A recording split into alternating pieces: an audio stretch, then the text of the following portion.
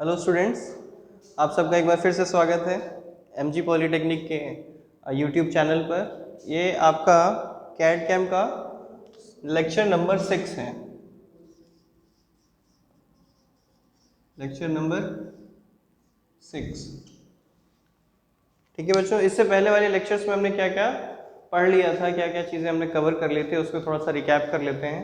आपको बता दिया गया था कैड क्या होता है, फाइन, कैम क्या होता है, सीआईएम क्या होता है।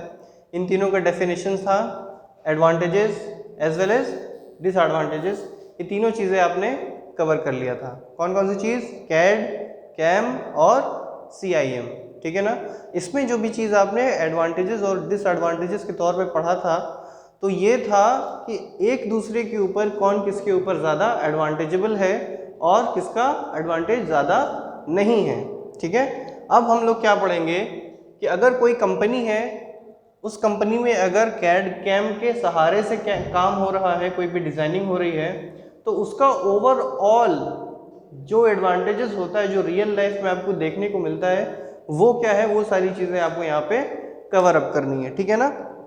जैसे कि मैं आपको मतलब जो हम पढ़ाने जा रहे हैं ना, उसका एक पिक्चर आपको फॉर्म करके बता दूं तो आपको ज़्यादा समझ में आ जाएगा। ठीक है। सपोज ये एक कंपनी है ए और दूसरी कंपनी है बी। ठीक, ए और बी दो कंपनी है, ये दोनों डिजाइनिंग करती हैं,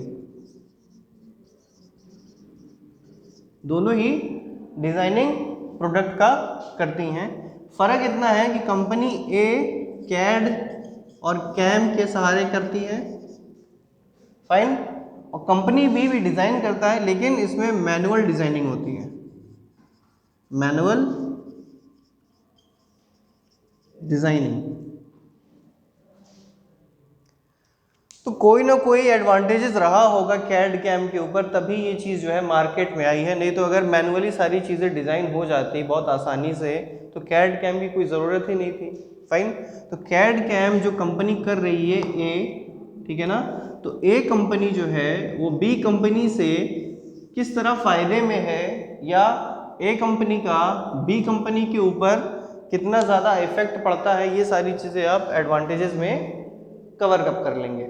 ठीक है ना। इसको क्या करना है, एडवांटेजेस में छोटे छोटे पॉइंट वाइज करके इसको नोट डाउन करते चलना है, तो आपको सारी चीज़ें बिल्कुल क्लियर हो जाएंगी। ठीक है। देखिए इसमें क्या होता है, सबसे पहला एडवांटेजेस कैड कैम को इस्तेमाल करने वाली कंपनियों के लिए ये है कि reduces the storage problem, the storage या raw material storage, raw material storage problem. यानी जो भी चीज़ डिज़ाइन हो रही है तो कच्चे माल से ही बन के उसको टर्निंग करके, मिलिंग करके, फिनिशिंग करके, मैन्युफैक्चरिंग करके टर्न किया जाता है यूजफुल प्रोडक्ट में। तो जो कच्चे माल को आप एक जगह स्थानांतरण करते हैं, यानी कि एक जगह स्टोर करते हैं, तो उसकी प्रॉब्लम ही ख़त्म हो जाती है किसमें? कैड कैम में। नहीं तो अगर कोई कंपनी मैनुअली काम करती है तो उसके लिए एक अलग सेक्शन बना हुआ रहता है कि कहीं से रॉ मटेरियल आ रहा है तो फिर उसको स्टोर करके रखा जाए, जब कभी भी मैन्युफैक्चरिंग की ज़रूरत पड़ेगी तो वो स्टोर रूम से आएगा, फिर मशीन में फिट किया जाएगा, और प्रोसेस बाय प्रोसेस उस पर जो है ऑपरेटर लगा हुआ रहता है कि एक प्रोसेस हो गया, फिर जॉब को निकाला, फिर दोबारा चेंज किया, उसमें दोबारा प्रोसेस करना शुरू किया। ठीक है ना। तो आपका जो रॉ मटेरियल हैंडलिंग सिस्टम है या स्टोरेज सिस्टम है, इसका चांस ही खत्म हो जाता है, इसकी प्रॉब्लम ही खत्म हो जाती है। कब? जब आप कैड कैम का इस्तेमाल करते हैं। ठीक है। दूसरा है takes lesser space,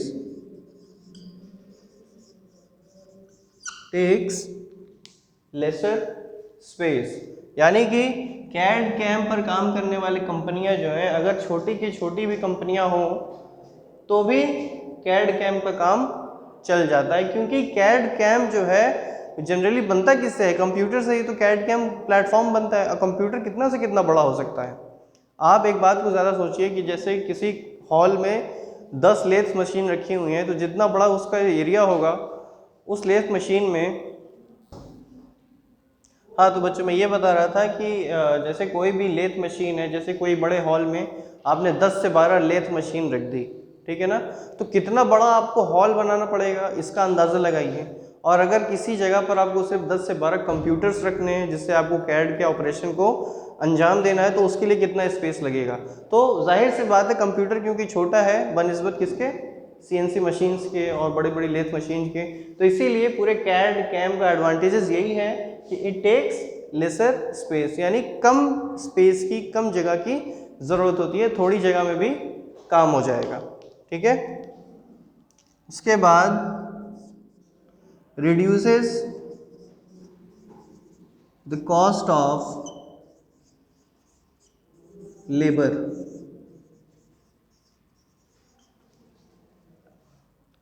reduces the cost of labour, यानी कि जब सारी मशीनिंग प्रोसेसिंग सिर्फ कैड कैम के ज़रिए ही हो जा रही है तो अलग अलग स्किल्ड और स्पेशलाइज्ड पर्सन्स को रखने की ज़रूरत ही ख़त्म हो गई, ठीक है। होता क्या था बच्चों, इस तरह से आप समझिए कि जैसे मिलिंग मशीन एक अलग चीज़ होती है, कटिंग मशीन अलग चीज़ होती है, दोनों मशीन्स को ऑपरेट करने के लिए दो अलग अलग ऑपरेटर यानी दो टेक्नीशियंस, फाइन। अगर आप कोई कैड और कैम की कंपनी में जाएंगे तो देखेंगे कि कैड कैम वो दोनों ऑपरेशन एक साथ एक ही मशीन में कर ले रहा, ठीक है ना। यानी उस मशीन को चलाने के लिए, कैड कैम को चलाने के लिए कितने बंदे की ज़रूरत हुई, एक बंदे की, बनिस्बत किसके, दो ऑपरेटर्स के। तो यहाँ पर क्या हुआ, जितना भी लेबर ऑफ कॉस्ट था, जो दो लोग की जो सैलरी थी, वो अब सिर्फ कौन देगा, कैड कैम को ऑपरेट करने वाला, यानी कि जो कॉस्ट ऑफ लेबर है इसको भी बिल्कुल कम किया जा सकता है, ठीक है। नेक्स्ट आता है एफिशिएंसी इन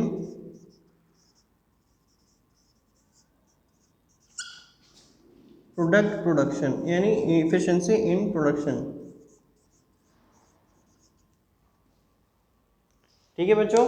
जो भी काम अगर इंसानी हस्त के द्वारा हो, यानी इंसानों के द्वारा किया जाए, तो हो सकता है उसमें चांसेस हो कि उसमें एरर आ सके, हो सकता है कि उसमें कुछ गलतियां नेचुरली हो या मैनुअली हो, ठीक है। लेकिन कोई भी काम अगर मशीन के द्वारा किया जा रहा है तो उसको जिस तरह का मापदंड एक बार मिल गया है तो बार बार बार बार वो उतने ही मापदंड पे अपना काम करता रहेगा। उसके पास इतना दिमाग नहीं है कि वो अपने मापदंड से, आपके दिए हुए मापदंड से हट के अपना मापदंड लगाने लगे, ठीक है। तो ये जो कैड कैम है ये थकने से मतलब दूर है, पाक है, ये मतलब थकता नहीं है, बात समझ में आ रही है। यानी जो प्रोडक्शन है आपका, इसमें जो गुणवत्ता है इसकी इंक्रीज होती जाती है। क्योंकि अगर मान लीजिए कोई इंसान है, कोई ऑपरेटर है, वो बार बार एक दिन में 100 पीस जो है प्रोडक्शन किए जा रहा है, कुछ समय के बाद ऐसा आएगा कि उसकी जो तबीयत है वो नासाज हो जाएगी, वो बिल्कुल काम करने लायक नहीं रहेगा, वो थक जाएगा। तो हो सकता है कि प्रोडक्शन में कुछ गड़बड़ियाँ आनी शुरू हो जाए। लेकिन मशीन के केस में ऐसा नहीं है। कैड को, कैम को जो एक बार आप ड्राइंग में दे दिए, डिटेल्स दे दिए, तो उस पर वो काम करता रहेगा। फिर चाहे आप उसको जो है पूरी कंपनी ख़त्म होने तक वो काम कराते रहिए, वो उतने का ही काम करता रहेगा, ठीक है। इसको एग्जाम्पल के तौर पे आप ऐसा समझिए कि जैसे आपके पास एक मोबाइल है, आपने जो वॉल्यूम उस पर 50% का सेट कर दिया, तो जब तक आप मोबाइल रीस्टार्ट नहीं करेंगे तब तक ये मोबाइल जो है 50% के ही वॉल्यूम पर सेट रहेगा। या फिर जब तक आप इसको बढ़ाएंगे नहीं या फिर इसको घटाएंगे नहीं तब तक ये बढ़ेगा या अपने से घटेगा नहीं, क्योंकि ये मशीन है। इसको जो एक बार आपने वॉल्यूम सेट कर दिया सो कर दिया। अब इसको चेंज करने के लिए या तो आपको अपने खुद से चेंज करना पड़ेगा या फिर इसको रीस्टार्ट करना पड़ेगा, ठीक है। तो यही केस था एडवांटेजेस ऑफ कैड कैम में कि एफिशिएंसी इन प्रोडक्शन, क्योंकि इसमें गलती नहीं के बराबर होती है इसलिए इसके प्रोडक्शन की एफिशिएंसी बहुत ज़्यादा हाई होती है। इसको एक बार बच्चों नोट कर लीजिए, उसके बाद फिर आगे मिटा करके इसमें लिखा जाएगा। हाँ तो बच्चों इसके आगे के जो पॉइंट्स थे उसको डिस्कस कर लेते हैं। कैड कैम का सबसे बड़ा जो एडवांटेज है वो ये है कि स्क्रैप को कम करता है, रिड्यूसेस द स्क्रैप। स्क्रैप माने होता है अपव्यय, अपव्यय, ठीक है। स्क्रैप अगर आपको नहीं समझ में आता होगा तो मैं एक चीज़ आपको बता दूं कि जैसे आपको एक सर्कुलर प्लेट काटनी है, ठीक है, तो आप क्या करेंगे, आपके पास एक रेक्टेंगुलर प्लेट है, ठीक है, आपको ये काम दिया गया है कि इस रेक्टेंगुलर प्लेट में से एक सर्कुलर प्लेट काटनी है, तो आपने इतने डाई का एक सर्कल बना लिया, ठीक है, मशीनिंग प्रोसेस कर दी इसकी, आपने यहाँ से काटना शुरू किया, ये काट के इतना भाग निकाल लिया जो आपके काम का था, ये वाला, ठीक है। अब जो बिना काम का रह गया है वो ये सब है, ठीक है बच्चों। इसको मैं किसी और कलर से कर दे रहा हूँ, ये तो ये जो नीले भाग में जितना भी पार्ट है ये सब बिना काम का है, ये आपके कोई इस्तेमाल का नहीं है, कोई यूज़ का नहीं है। तो जो ऐसा भाग जो यूजफुल प्रोडक्ट निकलने के बाद बच जाए इसी को कहते हैं स्क्रैप, ठीक है। तो ये चीज़ इस चीज़ को भी कम कर देता है, किसमें, कैड कैम के कंडीशन में, ठीक है। तो ये चीज़ स्क्रैप जो है बिल्कुल ही ना के बराबर उत्पाद होती है, किसमें,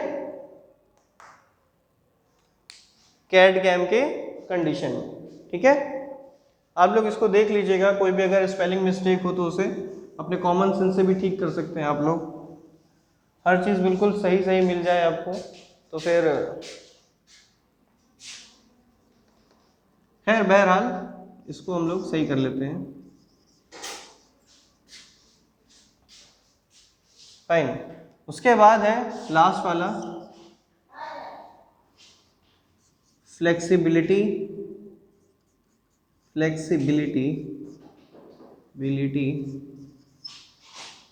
इन मैन्युफैक्चरिंग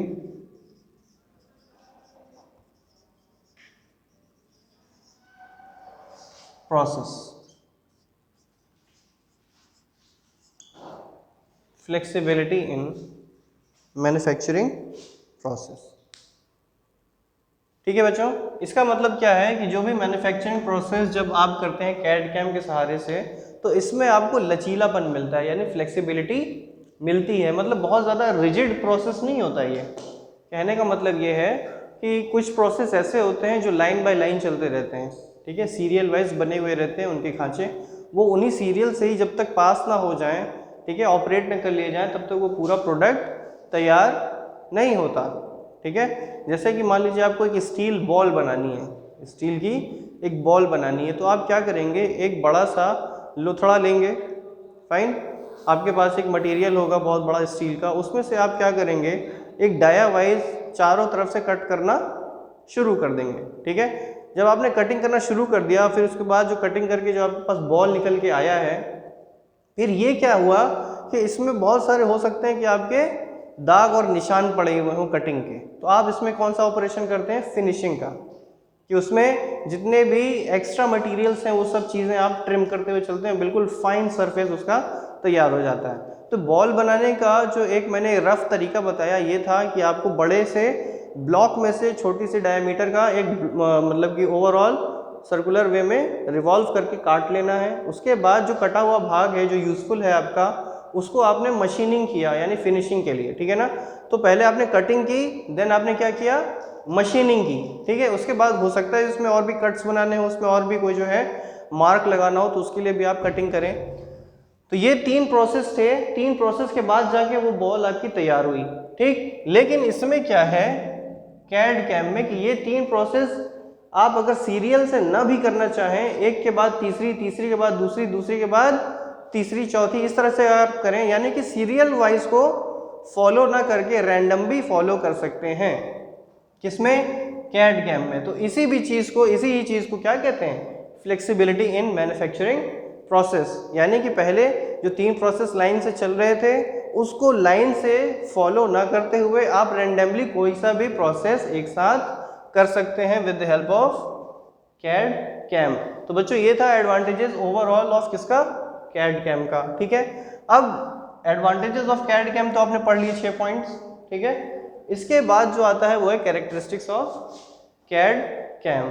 तो इसे बच्चों कैरेक्टरिस्टिक्स ऑफ कैड कैम को नेक्स्ट वाली लेक्चर में हम लोग कवर अप करेंगे, ठीक है। और दूसरी चीज़ ये है कि दूसरे लेक्चर में आपको ये भी कवर करना है कि डिसएडवांटेजेस ऑफ कैड कैम क्या है, ठीक है। क्योंकि कैड कैम को सेटअप करने के लिए भी तो बहुत ज़्यादा मुश्किलें होती हैं, उसके लिए भी तो बहुत स्किल्ड पर्सन की ज़रूरत है। तो उसके साथ कौन कौन सी दिक्कतें आती हैं कैड कैम को इंस्टॉल करने में, उसको मतलब कितना खर्चा आता है, ये सारी चीज़ें हम लोग देखेंगे जो उसके मतलब डिसएडवांटेजेस में आते हैं। तो आई होप कि बच्चों ये आप लोग को बिल्कुल क्लियरली समझ में आया होगा, इसकी पूरी पिक्चर आपके दिमाग में पहुंच गई होगी। तो इससे रिलेटेड आपके पास कोई भी अगर क्यूरीज हैं, कोई भी परेशानियां हैं, तो आप जो है डायरेक्ट मुझसे व्हाट्सएप के ज़रिए से कांटेक्ट कर सकते हैं और इसकी प्रॉपर नोट्स आप बनाते जाइए। ये मेरा एकदम मतलब विनम्र आपसे सजेशन है, क्योंकि आप जब नोट्स बनाते हैं तो आपके अंदर जो कॉन्फिडेंस आता है, तो ये मेरा सेल्फ खुद का मतलब एक्सपीरियंस है, मैं खुद बता रहा हूँ कि जैसे नोट्स बनाते चलते हैं तो आपको लगता है कि ये चीज़ आपकी लिखी हुई है ना, तो वो चीज़ जो आपके दिमाग में स्ट्राइक करती है at the time of exam, उसका फिर कोई मोल नहीं है। ठीक है, तो मेरी बात को आप जो है थोड़ा सा संगीनता से लीजिए, इसका नोट्स बनाते चलिए, एंड जब भी अभी आपकी क्लास चलेगी ऑफलाइन तो उसमें हम लोग फिर खुल के इस पर चर्चा करेंगे, खुल के बात करेंगे। तब तक के लिए बच्चों आप लोग घर पे रहिए, ठीक है, और पढ़ते रहिए और कहीं ज़्यादा बाहर घूमने की ज़रूरत नहीं है, बस बीइंग स्टडी। हाँ, फाइन।